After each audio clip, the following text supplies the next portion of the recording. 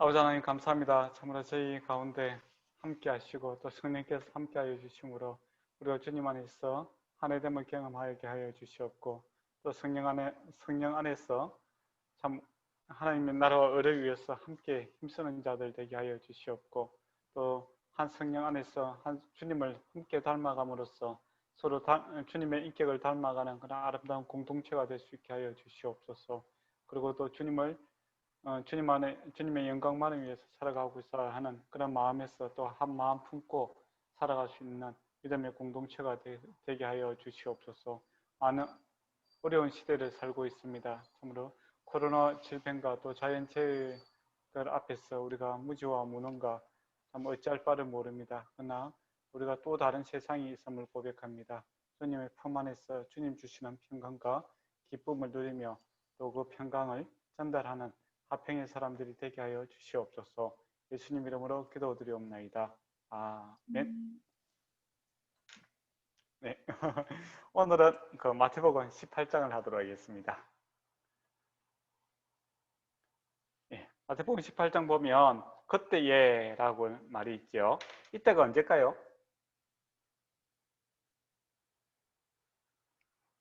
그때예. 언제가 이게 중요하겠죠. 그때는 앞에 이제 보면 16장 21절에 보면 예수님께서 많은 고난을 받으시고 죽음을 당하시고 3일 만에 살아날 것을 또 말씀하셨죠. 그리고 바로 앞에 보면은 17장 22절과 23절에 보면 또 주님께서 죽임을 당하시고 3일 만에 살아날 것을 말씀하십니다. 그리고 이제 20장 17절부터 해서 또 19절 보면 또 주님께서 그를 조롱하며 채찍질하며 십자가에 못 박게 할 것이나 3일 만에 살아나리라 라고 되어 있습니다. 그러니까 예수님께서 십자가 지고 부활하실 것을 이제 3번이나 지금 말씀하셨습니다. 예수님은 이 길을 가겠다. 십자가의 길을 가겠다. 예. 그리고 이것이 끝이 아니다. 3일 만에 주님께서 부활하실 것이다. 라는 것을 이제 계속 강조하고 있는 이 흐름 속에 있었습니다. 그 흐름 가운데, 즉 예수님은 십자가의 길을 가겠고 3일 만에 부활하겠다라고 했을 때 처음에는 베드로가 안 된다 하면서 예수님과 싸웠지 않습니까? 지난주에. 그리고 또 예수님께서 또 말씀하시는 거예요. 예. 그때 이제 예수님은 십자가 질 것을 이야기하고 있는데 제자들의 지금 그 마음은 다른 천국을 지금 생각하고 있는 겁니다.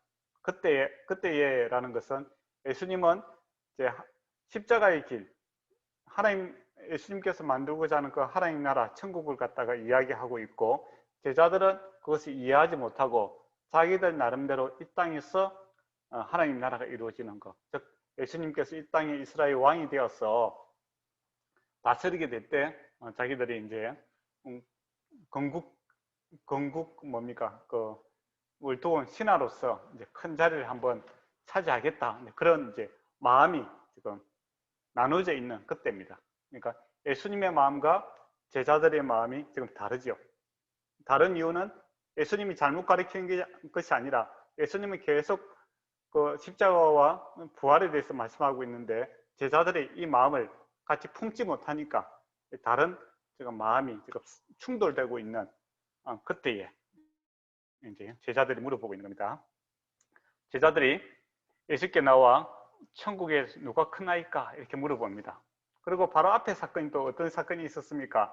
베나산에 이제 세 사람이 올라갔지 않습니까? 베드로, 야고보, 요한이 올라갔어요. 근데 예수님께서 이 놀라운 그 예수님이 그 하나님이심을 보여주는 이 아주 변화되는 그런 모습을 보고 너는 함구 입을 갖다가 그 열지 말아라. 네.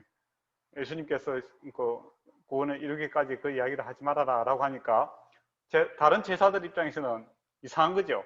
곧 지금 하나님 나라가 온다고 하는데 세 사람이 같이 갔다가 내려와서는 아무 소리 안 하고 그런데 무슨 일이 있었어. 얼굴이 너무 좋아. 예, 얼굴이 너무 좋은 거예요. 근데 혹시 예수님께서 이 세 사람들만 이렇게 좀 크게 쓰시려고 하고 우리는 이제 9시인가 이제 그런 생각을 하니까 이제 더 이제 긴장이 되잖아요. 그래서 이제 물어보는 겁니다. 이때 줄을 잘 서야 된다. 주님의 마음을 좀 기쁘게 해서 다음에 나라 예수님이 왕이 되시면 내가 좀 큰 자리 해야 되지. 그런 마음으로 물어보는 겁니다. 그래서 천국에서 누가 큽니까? 이제 물어봅니다. 그러니까 예수님이 어떻게 하면 좀 이뻐해 주실 거예요? 그렇게 이제 물어보는 거예요. 그러니까 예수께서 한 어린아이를 불러 그 가운데 세웁니다. 그리고 너희가 돌이켜 이 아이들과 같이 되지 않으면 결탄코 천국에 들어가지 못한다 이야기합니다. 그러니까 이 아이들 같이 되지 않으면 결탄코 못 들어간다는 겁니다. 아이같이 되어야 된다 이 말이죠. 그러면 어떻게 아이같이 될 수 있겠습니까?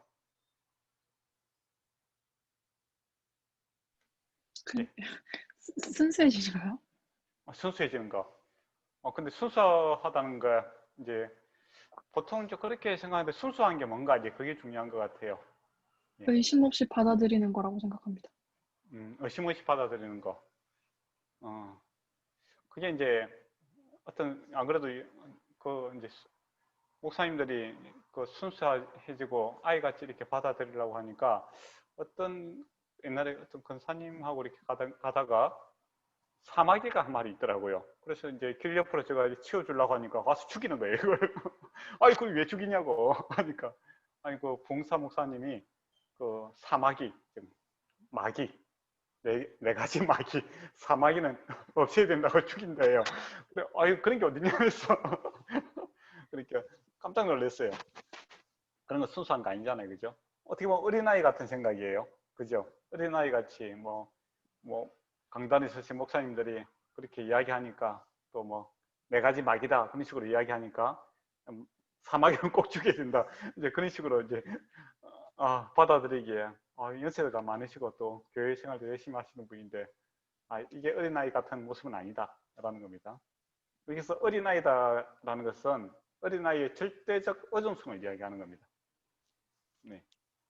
그러니까 어린아이 같다고 했을 때 생각이 낮은 것도 있고 또 생각이 낮은 것을 이렇게 이야기하는 건 아니고 여기서 이야기하는 것은 부모님에게 절대적으로 의존해야만이 살 수 있는 그러면서 겸손하지 않습니까? 애들은 겸손하지 않은 애도 있지만은 일반적으로는 겸손하고 그다음에 부모님을 절대적으로 의존하는 그러한 관계에 있는 부모와 아이의 관계를 이야기하는 겁니다.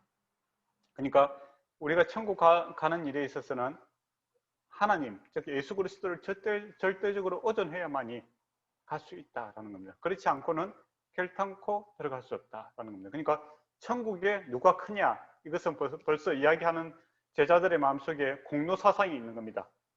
공로사상이 있죠. 내가 이 정도 하면은 천국에 갈 수 있고 또 내가 이 정도 했기 때문에 뭔가를 받을 수 있다. 은혜의 정신이 아니라 공로의 정신이죠. 율법의 정신이고 그런 의도에서 지금 물어보고 있는 거예요. 그러니까 예수님께서는 너희 실력으로는 너희 공로로서는 결탄코 천국에 들어가지 못한다 이렇게 이야기하는 거죠. 그러니까 제자들 입장에서는 이 천국 가면은 내가 이제 큰 자리 할 거냐 작은 자리 할 거냐 그 관심을 갖고 있는데 자기들이 뭔가를 한 게 있잖아요. 3년 동안. 근데 예수님 보기에는 너희가 한 것 갖고는 결코 천국 가지 못한다. 천국은 하나님 은혜로 들어갈 수 있다. 그리고 그런 것을 아는 사람이면 즉 내가 나의 공로로 천국 가는 것이 아니라 하나님 은혜로 천국 가는 것을 아는 사람은 크고 작음을 논할 수가 없는 거죠. 그러니까 천국에 가서 문지기만 해도 감사하다 그런 생각이 드는 겁니다. 그러니까 내 소속이 천국에 들어가 있다는 그 자체가 감사하고 또 무한 헌신을 할 수 있는 그런 마음이 되는 거 아닙니까? 그게 바로 어린아이 같은 그런 마음입니다. 근데 이제 교회에서 이제 우리가 이제 순수해야 된다 이야기하고 또 주님의 말씀에 순종해야 된다 이제 그런 가르침을 많이 합니다. 그러다 보면 성도들이 자칫 잘못하면 이게 이제 하나님에 대한 의존성 이거는 그런 방향으로 가고 은혜에 대한 사모함 이런 쪽으로 가야 되는데 생각 자체를 갖다 너무 맹목적으로 믿음을 그냥 믿어주는 것. 성경에서 믿음이라는 것은 분명하게 확정된 것을 내가 받아들이는 의지적인 결단 내지는 믿음의 이성적 동의, 그러면서 감정이 따라가는 그런 것들이 믿음이라고 이야기합니다. 근데 자칫 잘못하면 이 믿음을 갖다가 이 맹목적인 믿음으로, 전혀 이성적으로 내가 동의되지 않는데 그냥 뭐 권위 있는 사람, 목사님이라든지 어떤 권위 있는 사람이 이야기를 하니까 그냥 맹목적으로 믿어주는, 예, 그런 현상들이 나타나게 됩니다. 그걸 갖다가 본인들은 이제 순수하게 뭐 믿음이 좋다 그런 식으로 이야기하는데 그건 절대 아니다 하는 겁니다. 마치 아까 말씀드린 것처럼 사마귀도 하나님께서 만든 피조물이잖아요. 그러면 생명을 함부로 죽이면 안 됩니다. 지렁이라도 함부로 죽이면 안 돼요. 살 수 있도록 도와줘야 되고, 예, 그래야 되는데 뭐 이름 갖고 이렇게 목사님들이 이렇게 뭐 설교할 때 좀 사용을 했겠지요. 그렇다고 해서 죄 없는 공충을 갖다가 뭐 죽인다든지 그런 식으로 하는 것은 정말 정말 어린 아이 같이 이렇게 거기서 어린 아이 같다는 것은 생각이 아주 낮은 단계로 되는 겁니다. 근데 이제 그런 것을 또 좋아하시는 분들이 있어요. 이제 성도들이 이렇게 맹목적인 무조건 믿어라, 덮어놓고 믿어라. 그렇게 하면서 개인의 이 카리스마를 갖다가 강화시키고 또 지배력을 갖다가 높이고자 하는 사람들이 있습니다. 그것은 기독교 신앙이 아니다 하는 겁니다. 그래서 여기서 어린아이다라는 것은 나의 힘으로는 도저히 천국 갈 수 없고 절대적인 하나님 은혜 외에는 갈 수 없다. 그래서 그런 의미에서 내가 천국 가고 주님의 일하는 주님 안에 있다는 모든 것이 감사다. 이러한 마음이 있는 자가 천국 갈 수 있다라는 겁니다. 그렇지 않고 내 공로를 갖다 내세우는 자는 천국에서 크냐 작으냐의 문제가 아니라 천국 자체를 못 들어간다. 이 말씀이죠. 그리고 4절에 보면 그러므로 누구든지 이 어린아이 같이 자기를 낮추는 사람이 천국에서 큰 자다라고 이야기합니다. 자기를 낮춘다. 이것은 어떤 의미, 낮춘다는 것은 뭐겠습니까? 그대로 인정하는 거죠. 성경에서 겸손은 인정하는 겁니다. 있는 그대로를 인정하는 거예요. 근데 동양에서 겸손은 뭡니까? 있는데 없는 것처럼, 뭐 그렇게 하는, 가지는데 안 가진 것처럼, 이거는 위선이죠. 그건 위선이에요. 성경에서 겸손은 있는 그대로 받아들이는 겁니다. 사실 우리의 힘으로는 도저히 천국 갈 수 없는 거죠. 오늘 오전에 아브라함 설교를 했는데 창세기 20장에 보면 아브라함이 아비멜렉 만나잖아요. 그때 이제 자기 와이프를 갖다가 누이라고 속이는 그런 장면이 있습니다. 근데 그 시점이 중요해요. 그 시점이 아브라함이 신앙생활 25년 하고 나서 그렇게 합니다. 그러니까 처음에 도착했을 때 애굽에 내려갔을 때도 그와 같은 일을 하지 않습니까? 근데 신앙생활 한참 잘하고 나서 그죠? 많은 일들을 했지 않습니까? 군대를 데려가 318명의 군대를 데려가서 롯을 구하기도 하고 또 뭐 이렇게 멋있는 모습들을 많이 하고 나서 마지막 관문, 바로 그 21장에 보면 이삭을 얻는 그 장면입니다. 25년 동안 신앙생활 하고 나서 똑같이 원점으로 돌아가 있는 모습을 보게 되거든요. 아브라함이. 그러면 이 하나님의 약속이 성취되는 이 이삭을 받는 일에 있어서 아브라함이 아브라함의 능력이 또 아브라함의 능력을 갖다가 내세울 게 없다라는 겁니다. 똑같이 처음에 했던 실수를 나이 들어서 25년이라는 시간이 지나고 나서도 똑같이 범하고 있는 그 아브라함의 모습이 나타나거든요. 그래서 이 하나님의 약속의 성취는 우리 개인의 갖고 있는 역량에 의해서 또 변화된 모습에 대해서 주어지는 그런 대가가 아니라 절대적인 하나님의 선물이다라는 것이 이제 강조가 되고 있죠. 그것처럼 여기서도 우리가 겸손이다라고 할 때 우리 자신을 보면 됩니다. 여전히 우리가 신앙생활을 오래 함에도 불구하고 내 안에 욕심들이 가득한 그런 모습들을 우리가 보게 되고 또 주님 닮지 못하는 그런 모습들을 보게 되고 또 주님께 의지하지 못하는 그런 모습들을 보게 될 때 참 내가 내 힘으로는 천국 가지 못합니다. 이제 그런 마음으로 주님 은혜만을 구하는 그런 자들이 천국에서 큰 자다라고 말씀하고 있죠. 그리고 5절을 보면 또 누구든지 내 이름으로 이런 아이 하나를 영접하면 나를 영접함이니 이라고 되어 있습니다. 여기서 어린아이 하나는 파라다움이라는 파라디온이라고 하죠. 어린아이를. 예, 똑같은 일입니다. 예, 앞에서 똑같은 말을 갖다 연장시키고 있죠. 그리고 이제 6절에 보면 누구든지 나를 믿는 자는 이 작은 자는 이제 그 무명한 자다. 예, 미클로스라는 건데 무명한 자, 반대말은 유명한 자. 그러니까 우리가 전혀 모르는, 그러니까 이름도 없는 사람 하나를 갖다가 예수 믿는데 이름 없고 가치 없는다고 생각하는 그 사람을 가리킬 때 이 작은 자입니다. 무명한 자. 예. 그 한 사람을 갖다가 실족시키면 연자맥들은 멀고 깊은 바다에 빠뜨리는 게 낫다, 이런 건 이야기를 하죠. 그러니까 천국에서는 한 영혼이라도 가치 없는 그런 사람이 없다라는 것이죠. 한 영혼이 천하보다 귀하다라고 주님께서 이야기했지 않습니까? 우리 보기에는 유명한 사람이 있고 무명한 사람이 있는데 우리가 이렇게 기준을 저 사람은 유명하고 큰 사람이니까 하나님께서 크게 상 줄 것이고 또 귀한 사람이고 또 저처럼 좀 무명한 사람도 있죠. 이름 없는 사람들도 있는데 우리가 세상에서는 무명한 사람, 이름 없는 사람들 가치 없다고 생각하지 않습니까? 그러나 주님 보시기에는 그렇지 않다라는 겁니다. 한 영혼이 천하보다 귀하기 때문에 그 사람을 다 실족시켜서 지옥에 가게 한다면 차라리 물속에서 빠져 죽는 것이 낫다. 그렇게 이야기하죠. 그래서 천국에서는 모든 사람들이 다 유명한 사람들이다. 이러겠죠. 주님 보시기에는 다 유명하고 다 보배다라는 겁니다. 얼마만큼 가치가 있습니까? 예언자매의 가치는 얼마만큼 될까요? 천국에서. 저도 모르겠습니다.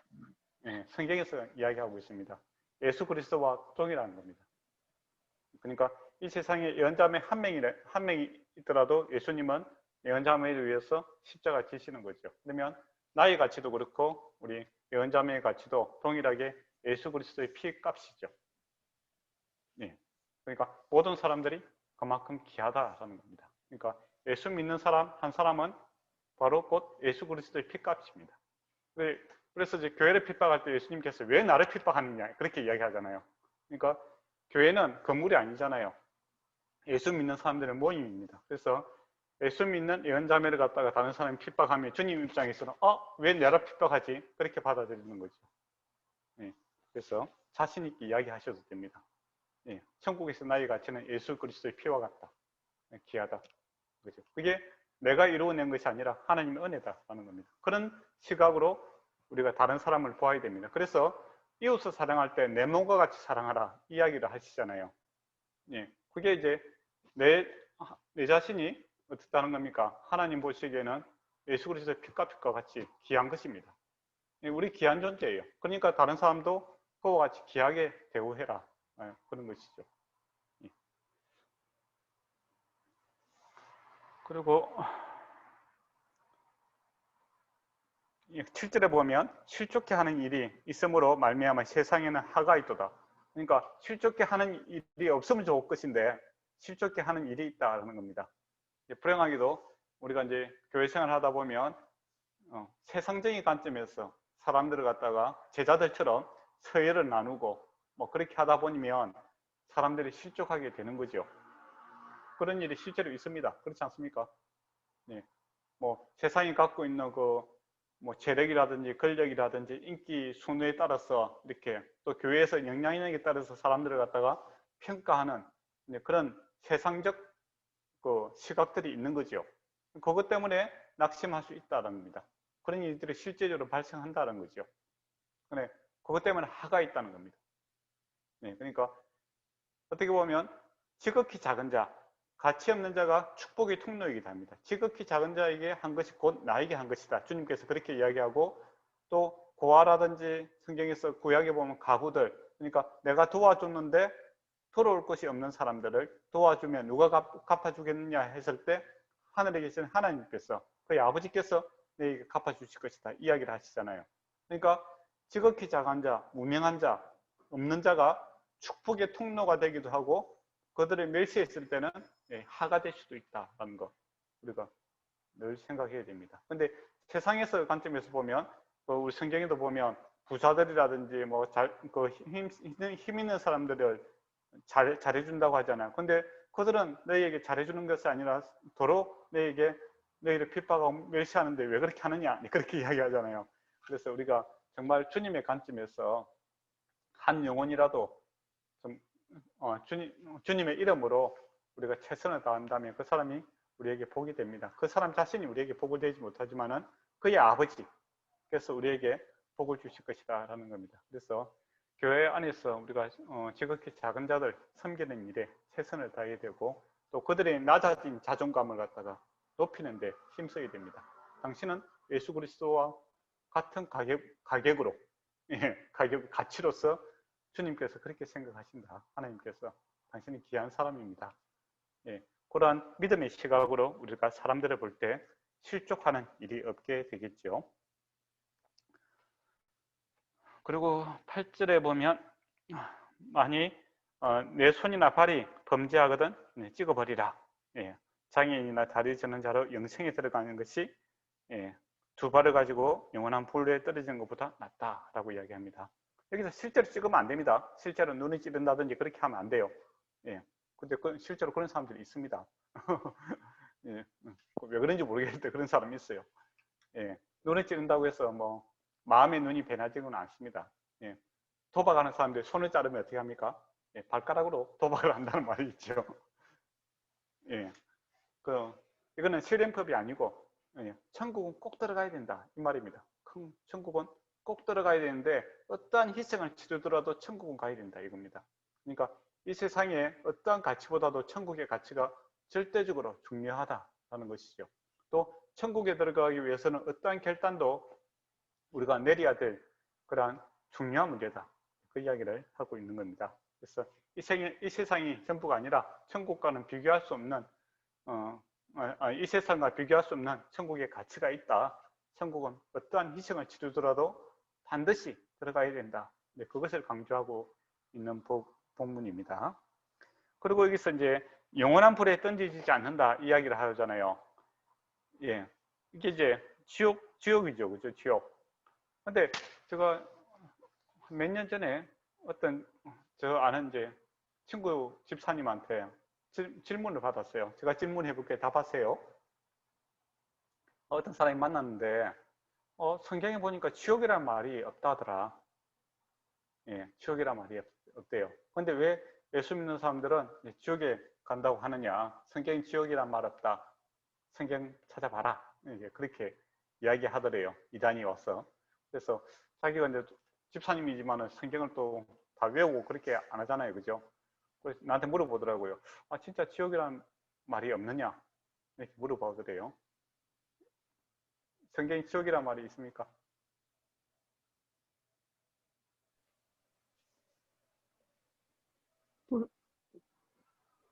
있죠. 여기 이제 보면 영원한 불 이런 게 이제 지옥에 이제 해당되는 표현들이죠. 그죠? 근데 여기서 보면 이제 그 게하나라는 이제 그 지역 지명을 쓰고 있습니다. 이게 뭐냐면 예루살렘 이제 바깥쪽에 있는 흰 놈골짜기에서 나오는 명칭인데, 옛날에 거기서 어떤 일들을 했냐면 그 몰래기를 이제 몰래기라는 그 우상 숭배를 할 때 그게 그곳에서 자기 자녀를 갖다 불태워 죽이는 그러한 장소였어요. 끔찍하지요. 몰렉신을 섬길 때 청동에다가 밑에다가 불을 피워요. 그럼 청동이 어떻게 되겠어요? 빨갛게 빨갛게 이렇게 달구어지잖아요. 그죠? 우리 고기 구울 때 보면 거기다가 이제 자기 자녀를 갖다 던지는 겁니다. 그렇게 해서 그 제물로 자기 자녀를 죽이는 그런 곳이 이제 몰렉 제사 지내는 그런 곳이 예루살렘에 있었어요. 거기가 바로 게헤나입니다. 그래서 이제 나중에 이곳을 이제 그 요시아 때 이곳을 이제 쓰레기장으로 만들어 버려요. 그러니까 그 우상 숭배를 갖다가 더 이상 못하게 하기 위해서 그곳을 쓰레기장으로 만듭니다. 그래서 쓰레기 같은 거는 어떻게 하죠? 항상 태우잖아요. 그럼 쓰레기 태우면 냄새가 안 좋잖아요. 그죠? 그런 이제 곳을 이제 해서 그래서 요한계시록에도 이제 악인과 마귀가 들어갈 영원한 고통의 장소 이렇게 할 때 게하나 이렇게 이야기합니다. 그러니까 게하나를 갖다가 이제 그 지명 이름이죠. 근데 우리 쪽에서 이제 번역할 때 개 하나 이렇게 하면 사람들이 와닿지가 않잖아요. 그렇잖아요. 무슨 말인지. 그러면 어떻게 하겠어요? 우리가 갖고 번역을 할 때, 한국 사람들이라든지 이 동양권 사람들이 하나님으로부터 저주받아서 가는 영원한 고통받는 곳을 기본적인 개념이 무슨 개념이 있습니까? 지옥이라는 개념이 있잖아요. 그러면 이제 그 단어를 갖다 지옥으로 이렇게 번역을 하겠죠. 그죠? 근데 이제 이단들은 어떻게 이야기하냐면, 그 원어에 보면은 지옥이란 말이 없다. 그렇게 이야기하는 거예요. 당연히 없죠. 한국말이니까 지옥은. 맞잖아요. 지옥은 한국말이잖아요. 그러니까 그런 식으로 이제 죽고 나면 지옥 안 가고 뭐 다 천국 간다. 그런 식으로 이야기하는 이단들이 있더라고요. 예, 그런 식으로 사람들을 미혹하는 그런 방법이 있는데, 그게 이제 여기서 이제 영원한 불, 이런 거 지옥을 가리키는 표현들이고, 또 여기서 이제 역사적인 배경이 있잖아요. 그죠? 거기서 몰렉이라든지 자기 자녀를 태워 죽이던 그 우상 숭배를 했던 자들이 가는 곳이고, 그거는 쓰레기장. 그냥 쓰레기장이라는 거 사람들이 버리는 거지 않습니까? 더러운 곳, 추한 곳, 역겨운 곳, 냄새나고, 그런 곳으로 이제 표현되어 있죠. 그래서 지옥이 어떤 곳일까요? 지옥이 어떤 곳일까요? 물리적으로요? 네, 물리적으로든지 어떻게 표현해야 되겠습니까? 지옥은. 불구덩이라고 예, 라는 어떤 사람은, 이미지가 돼. 예, 불구덩이. 예, 어떤 사람들은 이제 지옥 하면은 상상력을 많이 해요. 동양적 사고에서 막 뱀이 이렇게 막 그리고 또 이렇게 뭐 프라이팬처럼 이렇게 막 뜨거운 열기가 있을 거고, 유황불이 있고 뭐 여러 가지 표현하는데, 어떻게 표현해야 좀 성경적으로 잘 표현할 수 있을까요? 지옥을. 음,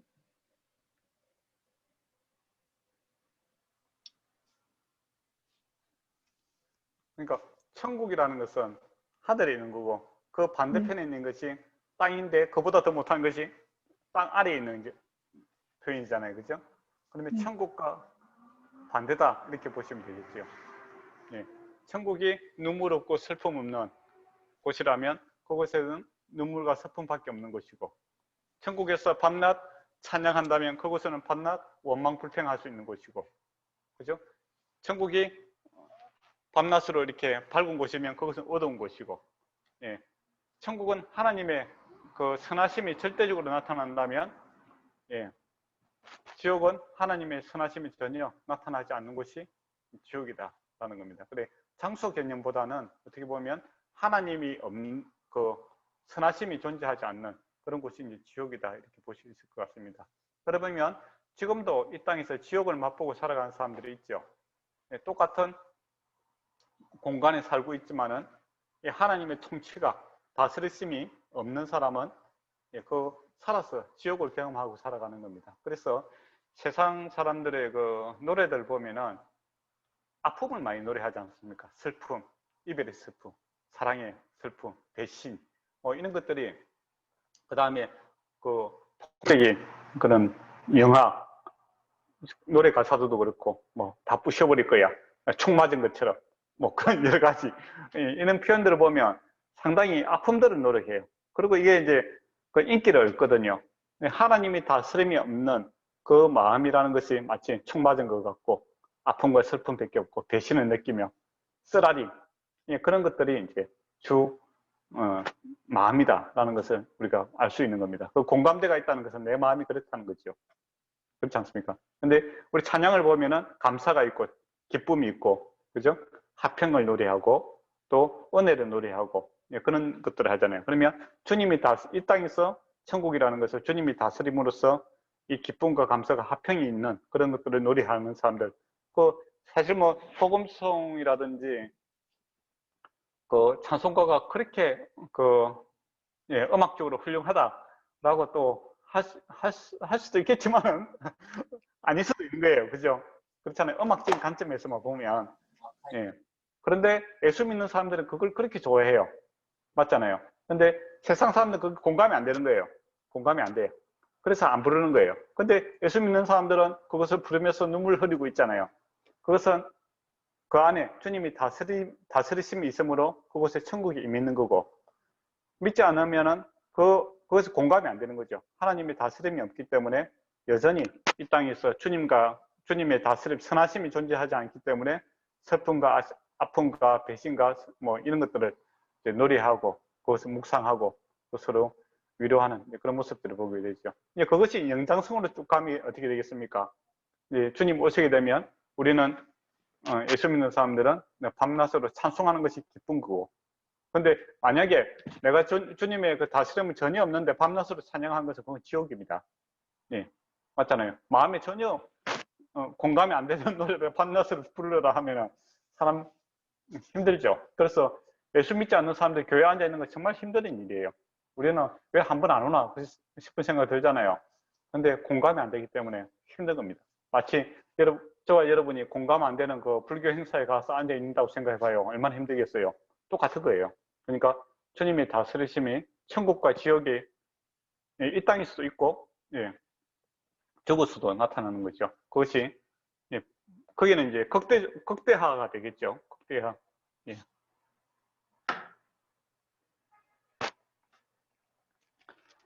예, 그리고 이제 9절, 예, 9절에 보면 지옥불에 떨어지는 것보다 나으니라 라고 되어 있습니다. 두 눈을 범죄하거나 빼어버리라. 예, 천국은 꼭 가야 된다. 이거죠. 그리고 이제 10절에 보면 삼가 이 작은 자 중에 하나라도 없이 여기지 마라. 너희가 이게 말하느니 그들의 천사들이 하늘에서 하늘에 계신 내 아버지의 얼굴을 항상 배우느니라 이렇게 이야기합니다. 여기서 이제 보통 이제 우리가 수호천사 뭐 이런 이야기 많이 하잖아요. 수호천사 알죠? 예. 근데 이걸 가지고 수호천사의 그 교리를 만들면 안 됩니다. 예. 근데 성경에 이야기가 있다고 해서 그것을 확대시켜서 뭐 각자 연자매라든지 우리 유 목사님이라든지 저한테 담담 트레이드 그 천사가 붙어 다닌다 그런 식으로 생각하시면 안 된다 이거죠. 예. 그러면 천사는 뭐 하는 존재일까요? 네, 천사가 무엇입니까? 예수님의 사자. 네, 사자죠. 하나님의 사자네. 네, 하나님 사자, 뭐 예수님 사자 합시다. 네, 또 그럼 무슨 일을 할까요? 예, 여러 그래서 가지 이제 역할이 있지 않았나요? 천사도. 그렇죠. 예, 일단은 이제 시편 91편 11절에 보면 하나님의 백성을 위해서 개입하고 돕는 일들을 하고 있습니다. 예, 그리고 다니엘서 10장 10절에서 14절에 보면 민족들을 감시하며 이런 표현들이 있어요. 예, 그리고 히브리서 1장 14절에 보면 구원을 상속받은 자들을 섬기는 존재들이 천사다라고 되어 있습니다. 근데 성경에서는 어떻게 보면 이 천사에 대해서 별로 관심이 없어요. 왜 그럴까요? 우리가 천사를 숭배해야 될 대상이 아닙니다. 아까 전에 말씀하신 것처럼 하나님의 종이고 사자고 또 그리스도의 그 종들이죠. 우리를 섬기는 존재지 우리가 천사를 숭배하는 그런 존재가 아니다라는 겁니다. 근데 1세기 때 보면 천사 숭배 사상들이 나타납니다. 그건 잘못된 거예요. 근데 지금도 이제 그런 영향력이 있어서 그런지 옛날에 그 책들 보면은 뭐 천사를 눈에 보았다 뭐 그런 사람도 있고 천사가 나타나서 나를 도왔다 해서 약간 신비적인 것을 이제 쫓게 되고 더 나아가서는 이제 천사를 갖다 숭배해야 되고 또 어떻게 보면 천사를 만나는 것이 큰 행운이고 뭐 그런 식으로 이제 이야기를 이제 만들어가는 사람들이 종종 있죠. 예, 그거는 잘못된 겁니다. 예, 원래 종들이라는 것들은 그 위에 상사 주인의 영광을 나타내는 것이고 자기들이 뭐 주권을 가지고 하는 것이 아니라 주인의 명을 따라서 움직이는 존재들이고 자기들은 그냥 도구에 불과한 거죠. 그 자체가 숭배의 대상이 돼서도 안 되는 거고 또 하나님과 우리 관계에 있어서 어떤 특별한 매개체, 중간자 역할을 할 수 있는 그런 것이 아니다라는 겁니다. 근데 주일학교라든지 우리가 뭐 교회 행사들을 할 때 자칫 잘못하면 수호천사 개념을 갖다가 하나님과 나 사이에서 어떤 매개체 역할을 하고 또 천사가 특별히 나를 좀 잘 봐주고 뭐 그런 쪽으로 해서 예수 그리스도께서 우리를 다스리고 통치하시고 요 개념이 아니라 자칫 잘못하면 이렇게 천사 숭배 쪽으로 또 천사에게 관심을 가지게 함으로써 영적인 세계를 또 이렇게 들어가고자 하는 그런 모습들이 한 번씩 볼 때가 있어요. 그거 아주 잘못된 겁니다. 그렇게 하면 안 됩니다. 예. 오직 우리의 영광의 대상, 숭배의 대상은 예수 그리스도께서고 또 예수 그리스도께서 우리를 직접 다스리고 계시는 겁니다. 예. 또 통치하신다는 것도 그렇고 물론 이제 천사가 동원될 수도 있겠죠. 그러나 그것은 예수 그리스도를 나타내기 위해서인 거지 천사 자체를 갖다가 뭐 숭배하고 뭐 그런 것은 아니다라는 것이죠. 예.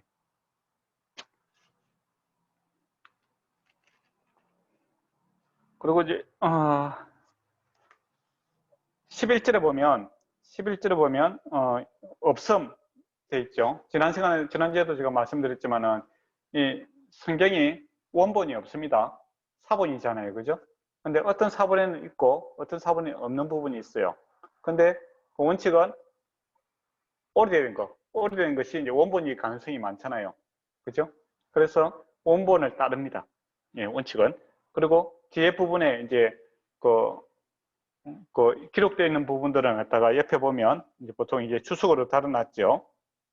어떤 사본은 11절에 인자가 온 것은 이런 자를 구원하려 함이니라 이렇게 되어 있습니다. 그래서 없다 해서 이게 뭐 전체적인 흐름을 방해하는 것이 아닙니다. 예, 그 부분을 갖다가 보면은 더욱더 이제 분명하게 나타나 있죠. 한 영혼도 하나님께서 다 구원하는 것이 하나님의 목적이구나. 이제 그런 것이 더욱더 분명하게 이렇게 명시가 되어 있습니다. 근데 어떤 사람은 이제 그렇게 이야기해요. 성경에 1.1억도 뭐 없어지지 않는데 목사님이 이게 없음 적어놓으면 어떻게 됩니까? 물어보는 사람이 있잖아요. 그런 사람이 있어요. 예. 그럼 뭐라고 대답해야 되겠습니까? 제가 이렇게 물어봤어요, 사실은. 제가 옛날에 그 학교 다닐 때 우리 선생님한테 물어봤어요. 성경에 보면 1.1핵도 없어지지 않는데 순교목이 없음 적어놨는 거예요. 그럼 이거 성경이 만약에 이게 없음에다가 엉뚱한 내용인데 좀 불리한 내용을 이제 있어갖고 살짝 지우고 없음 그렇게 하는 거 아니냐. 네, 그런 식으로 제가 물어봤거든요. 네, 충분히 가능성이 있지 않습니까? 네, 저는 그렇게 물어봤어요. 그럼 연자면 뭐라고 이야기해야 되겠습니까? 이게 없어도 성경이 말하고자 하는 본질은 달라지지 않아서 그래서. 예, 그러니까요. 전혀 이제 상충되지 않습니다. 그리고 이제 더욱더 이제 본질을 찾아가고자 하는 그 말씀을 갖다 1.1핵도 훼손시키지 않으려는 노력이다. 이렇게 봐야 되죠. 예, 근데 저처럼 훼손시키지 않으려는 노력이요. 예, 그러니까 원본을 갖다가 충실하게 지키려고 하는 노력이 있기 때문에 이제 이런 모습들이 있는 거죠. 혹시 내가 잘못 판단할 수도 있기 때문에 내가 잘못 판단했던 것을 허용해 주는 거죠. 그렇잖아요, 그죠? 그래서 예, 그런 이제 겸손한 가운데 성경을 갖다가 이렇게 번역하고 또 지키고자 하는 노력들이 많습니다. 저는 사실 그런 생각이 좀 들었어요. 혹시 이 기독교 교리하고 전혀 이게 맞지 않는 내용이 있으니까 살짝 지우고 없다고 우기는 거 아닌가, 이제 그런 생각도 해봤습니다. 예, 저는 해봤어요. 저 같은 사람이 있을 수 있어요. 예, 그냥 저 의심하는 제가 이제 믿고 있으니까 여러분이 믿어도 됩니다. 예, 그리고 그 내용을 갖다가 추가된 내용을 보게 되면 더욱더 이제 그 문맥에 있어서 뜻이 분명해지는 건 사실입니다. 예. 그리고 12절부터 해서 14절에 보면 양이 이제 100마리가 있는데 한 양이 이제 길을 잃었어. 그죠? 예. 그리고 이제 목자가 그 양을 찾아가겠다. 그렇게 이야기하잖아요. 그렇게 하면서 이제 목사님들이 설교할 때 99마리는 이제 위험에 노출되어 있고, 예, 한 마리를 위해서 99마리보다 한 마리를 위해서 한 마리 양을 위해서 그 위험 부담을 이제 감당했다. 예, 그렇게 이야기하시는 분들이 있죠. 예, 그거는 이제 그 문화를 갖다 잘 이해를 못해서 그런 겁니다. 만약에 그렇게 하는 목자가 있다면 그는 바보예요. 맞잖아요. 99마리가 있는데 내비두고 한 마리 가면 99마리 다 도망가잖아요. 예, 그러면 한 마리는 찾았는데 잃은 것은 99마리야. 그러면 그 목자는 그 사표를 내야 되겠죠. 맞잖아요. 주인 입장에서 누가 그런 목자를 갖다 고용하겠어요? 그건 아닙니다. 그 당시에는 문화를 보면 이 양들이 많으면 꼭 이탈하는 양들이 생길 수밖에 없잖아요. 그러면 목자가 혼자 있는 것이 아니에요. 예, 다른 목자한테 그것을 맡기고 예, 그 목자가 한 마리를 찾아가게 되는 겁니다. 그래서 우리가 그 문화를 안다면은 99마리를 위험에 노출시키고 한 양을 찾으러 갔다. 이제 그렇게 설교하시는 분은 제가 한번 들었어요. 그거는 그 문화를 몰라서 그런 거예요. 그 문화에서는 그것도 상식적으로 그렇잖아요. 뭐 목자가 혼자 있는 것도 아니고 그 당시 이제 목자들은 보통은 자기 양을 키우는 사람도 있지만은 대부분은 이제 부자들이 양들이 있잖아요. 그걸 위탁받아 갖고 예, 그것을 돌보고 이렇게 하는 이제 그런 사람들이었습니다. 그렇다 보면 이제 여럿이 다니잖아요. 그죠? 예, 그러면은 한 양이 이탈됐을 때는 다른 목자가 그것을 맡아주고 또 이웃집 목자가 그것을 맡아주고 그것을 찾아가는 것이 상식적이잖아요. 그죠? 예, 그렇게 받아들이는 게 낫습니다. 그렇지만은 한 양도 이렇게 한 생명이라도 귀하게 생각하고 반드시 찾고자 하는 그 열정을 지금 이야기하고 있는 겁니다. 그런데 이제 13절을 보면 진실로 너에게 이르노니 만일 찾으면 길을 잊지 아니한 99마리보다 이것을 더 기뻐하리라 라고 되어 있습니다. 그래서 만일이라는 게 들어가 있죠. 만일이라는 건 뭡니까? 100% 찾는다는 말이 아니에요. 이럴 수도 있다라는 겁니다. 그렇지 않습니까? 네. 만일. 그러니까 못 찾는 경우도 있다는 겁니다. 그러나 찾게 되면 더 기쁘다 이거죠. 네. 그러니까 이제 목회를 하면서도 이제 이런 일이 생깁니다. 이제 다 교회 잘 다니면 좋은데 꼭 이탈하는 사람들이 반드시 생겨요. 예. 근데 목사님도 찾아가서 건면하고 권사님도 장로님도 또 집사님도 찾아가서 건면하는데도 안 돌아오는 사람이 있습니다. 예. 예. 없으면 좋은데 있어요. 만약에 돌아오게 되면 어떻게 됩니까? 더 기쁘죠. 예. 연자미가 지난주에 엄따가 나타나니까 더 기쁘잖아요. 똑같습니다. 예. 근데 갔다가 안 들어오는 사람도 있다 이거죠. 그거는 이제 목회하면서 생겨요. 우리가 뭐 교회에서 아무리 뭐 잘해주고 또 못해주고 떠나서 이탈자가 생기게 됩니다. 예. 근데 찾아가서 아무리 노력해도 안 되는 사람이 있다라는 것을 전제를 하고 있습니다. 많이. 근데 많이 찾으면 기쁘다 이거죠. 예. 그래서 우리가 이제 교회 생활 적응 못하고 이탈하는 사람이 있을 때 지도자들이 찾으려고 노력을 해야 되겠죠. 예, 다시. 그러나 예, 결과적으로 믿고 안 믿고는 또 우리가 할 수 있는 역량을 넘어서는 경우가 있어요. 예, 그냥 참 잘 됐다가 아니라 가슴 아픈 일이죠. 그러나 예, 찾게 되면 더 기쁨이 더 크다. 노력해야 된다. 그러니까 예수님의 그 공동체, 제자 공동체 안에서 이탈자가 생길 수 있다. 그러나 찾아가서 찾으려고 노력해야 된다. 그러나 가룟 유다처럼 어떻습니까? 돌아오지 않는 사람이 있죠. 예수님의 12제자들도 이탈자였죠. 맞잖아요. 사역하러 보내놨더니 나중에 고기 잡으러 가버리잖아요. 맞잖아요. 이탈이잖아요. 사명을 받았는데 사람을 낚는 업으로 부름 받았는데 예수님의 십자가와 부활을 보고도 못하겠다. 나는 사역 못하겠다. 고기 잡으러 가야 되겠다. 고기 잡으러 갔었잖아요. 이탈자입니다. 근데 예수님께서 그들을 다시 찾으러 가서 어떻게 합니까? 돌이켜서 사역자로 만들죠. 맞죠? 그죠? 맞습니다. 예, 예. 그러니까 우리가 그런 노력을 해야 된다라는 겁니다. 그러나 가룟 유다처럼 예, 아예 또 목을 내버린 사람들도 있다라는 것이죠. 예수님도 사역함에 있어서 예, 가룟 유다를 막지 못했습니다.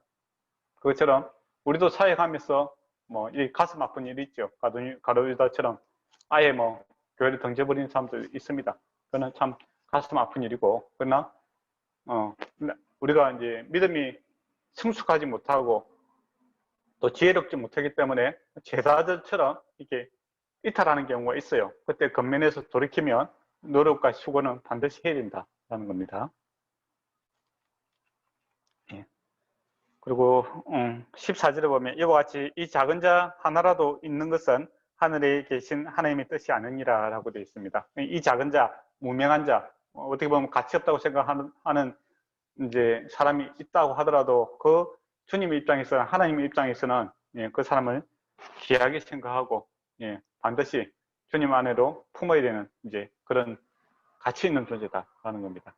그래서 저와 여러분의 예수 믿는 모든 사람들의 가치는 천하부터 귀하고 예수 그리스도의 피값으로 산 아주 보배다라는 이 눈으로 우리가 사람들을 보려고 해야 됩니다. 그렇지 않고 이 안경을 벗어버리면 우리 세상의 기준으로 사람을 평가하게 되면은 그때부터 타락이 나타납니다.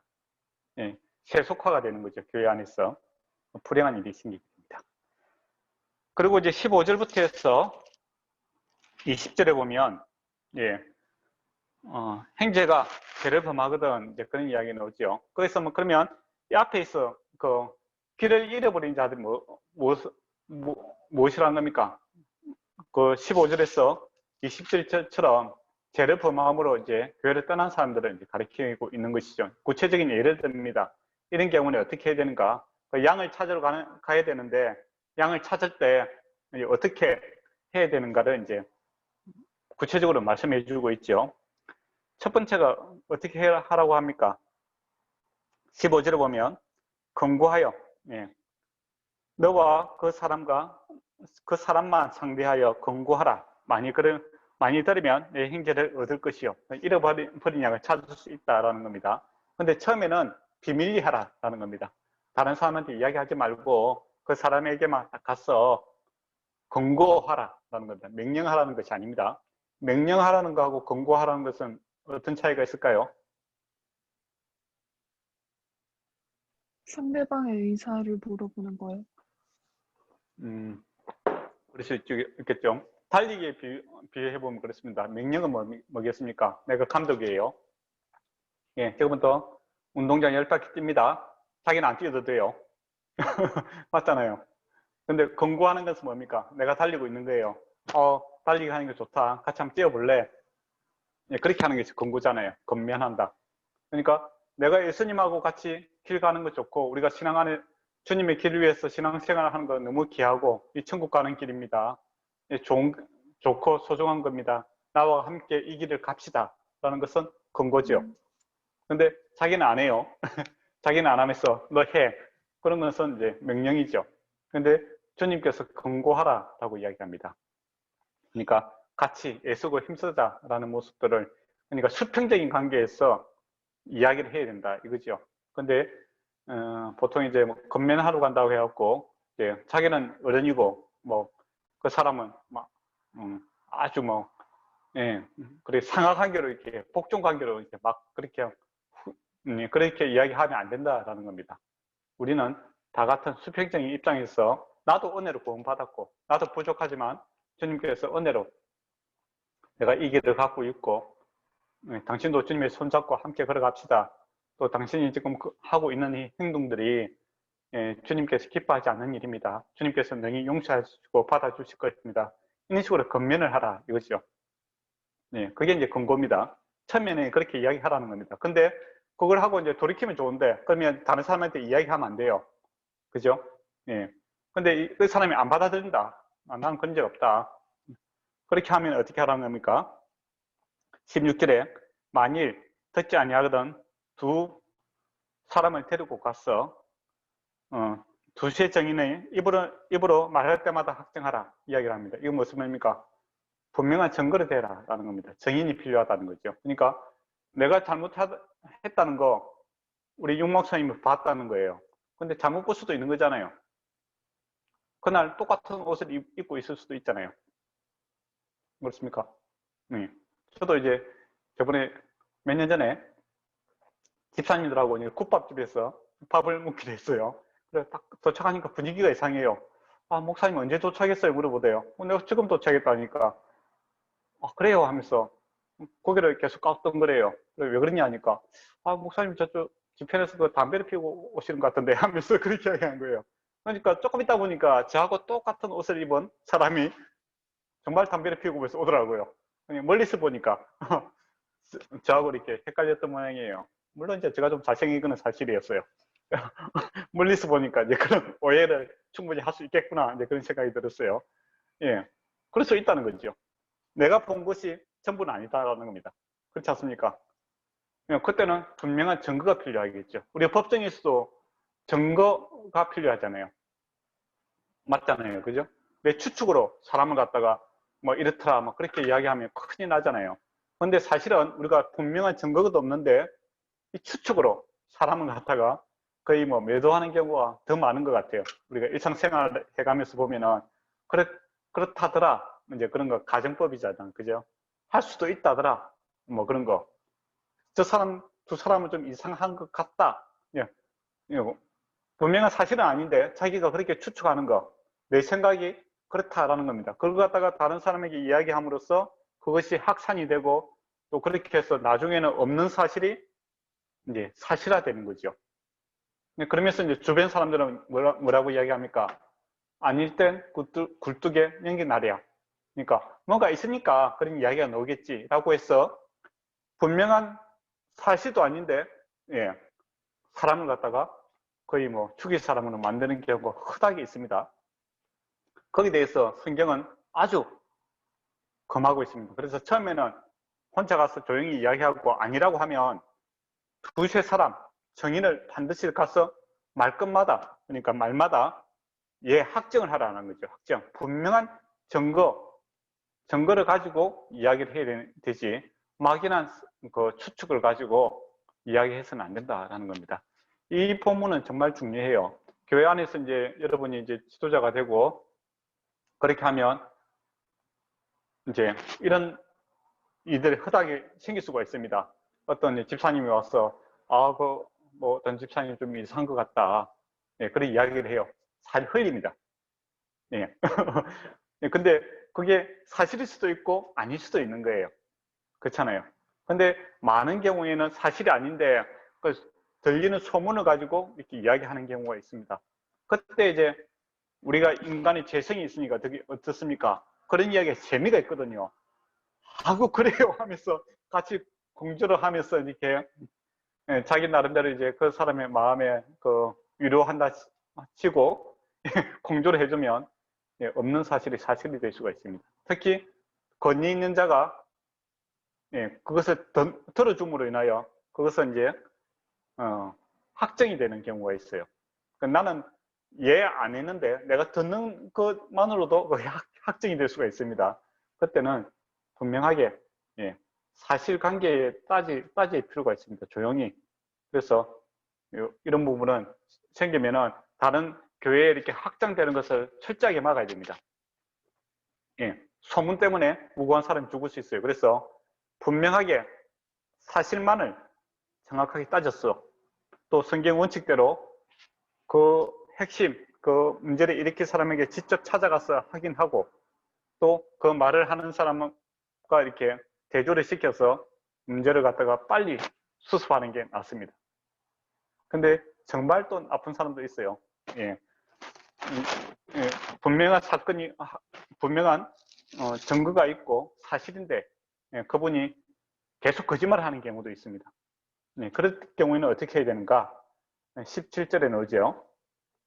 만약 그들의 말도 듣지 않거든 교회 말하고 교회의 말도 듣지 않거든 이방인과 세리와 같이 여기라 라고 되어 있습니다. 그러니까 이 죄가 전체 공동체에 영향을 미치지 않도록 그것을 차단시키기 위해서 교회 공동체에 알려야 된다. 이제 그렇게 이야기를 하고 있죠. 그리고 이 교회 공동체가 공동체의 말도 듣지 않을 경우에는 이방인과 같이 세례와 같이 여기라. 즉 믿는 사람이 아닌 것으로 간주해라. 그렇게 되어 있습니다.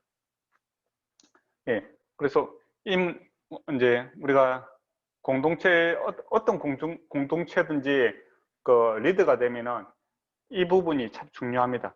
그래서 어떤 문제가 생겼을 때 가능한 조용히 은밀하게 해결해야 됩니다. 조용하고 은밀하게 그 당사자에게 가서 많은 사람들이 알지 못하게끔 그 사람을 건면하고 돌이키는 그런 수고와 노력들이 필요하고, 또 그럼에도 불구하고 되지 않는 경우가 있어요. 예, 그럴 때는 분명한 증거가 사실을 갖다가 모아갖고 이야기를 해야 되지, 추측으로 이야기했다가 또 증거도 없는데 이야기했다가는 나중에 그 지도자가 예, 크게 그 당할 수가 있습니다. 그래서 이런 문제들은 잘 해야 되죠. 그리고 교회는 수적인 우세보다는 거룩이 우선입니다. 그럼 만약에 뭐 수적이라든지 수라든지 승두의 수라든지, 그리고 그 사람이 갖고 있는 뭐 교회의 영향력 이런 것들을 생각한다면은 이렇게 못하겠죠. 그렇지만 교회는 무엇보다도 거룩이 우선입니다. 거룩. 하나님 닮아가고자 하는 거룩이 우선시 되어야 된다는 겁니다. 그러니까 우리가 이제 세례 받을 때 이 고백대로 하잖아요. 교회의 법을 따르겠다고 이야기하지 않습니까? 그러면 이 원칙에 나도 맞추고 서로 맞추려고 노력해야 되고, 또 우리가 연약함으로 그것을 맞추지 못하는 경우가 있어요. 그때는 용서가 필요한 겁니다. 용서가 필요하고 근면이 필요한 거지, 이 자체를 갖다가 신앙의 이 원칙들을 그 자체를 부인하게 되면 이것은 더 이상 교인이 아니다라는 겁니다. 예. 그런 의미에서 이제 18절에 보면 진실로 너에게 이르노니 너희가 땅에서 매면 하늘에서 매일 것이요 모세스는 땅에서 풀면 하늘에서 풀릴 것이다 라고 이야기하고 있죠. 천국의 열쇠와도 관계되는 그런 말씀입니다. 그러니까 그 교회에서 이렇게 한다고 하고 이게 무슨 내 삶에 있어서 영향을 미치겠느냐, 그렇게 생각하면 안 된다라는 겁니다. 예.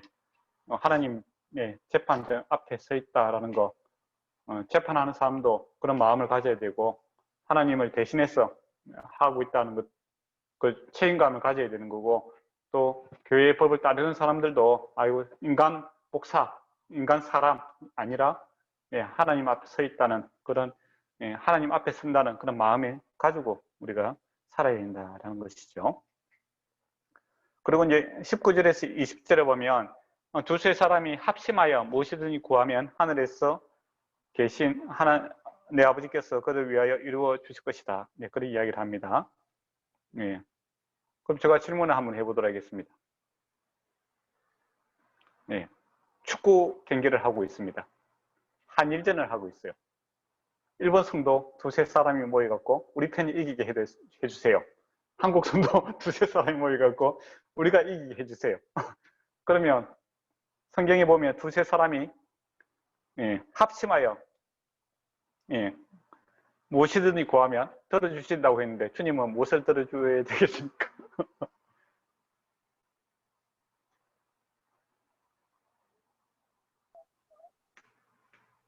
조금 어렵네요, 그거는. 좀 어렵습니다. 예. 그러니까 성경 갖다 문자적으로 이해하면 이건 진짜 곤란하게 되겠죠, 그죠? 예. 이 두세 사람이 합심하라라는 것은 이해가 상충되면 안 된다라는 뜻이죠. 그렇잖아요. 상충이 뭡니까? 반대되면, 그러니까 나한테는 덕이 되는데 예언자명에게 손해가 되는 기도 제목을 하면 안 된다 이거죠. 그러니까 합심하다라는 것은 나한테도 이익이 되고 예언자매 또 우리 육목사님한테도 그 두세 사람이 모여서 기도할 때 기도 제목을 내잖아요. 그러면 서로 이렇게 윈윈 되는 그런 기도 제목을 해라. 공동체를 위해서 그런 기도 제목 이런 것은 이제 합의된 내용이잖아요. 맞잖아요. 그건 하나님께서 들어주시겠다 이겁니다. 그런데 나한테는 덕이 되는데 두 사람에게는 피해가 되는 기도. 그래서 내가 이제 목사니까 나이도 많고 그러니까 내 뜻대로 합시다. 세 명이서 하면 하나님께서 그거는 합심 기도가 아니다 이거죠.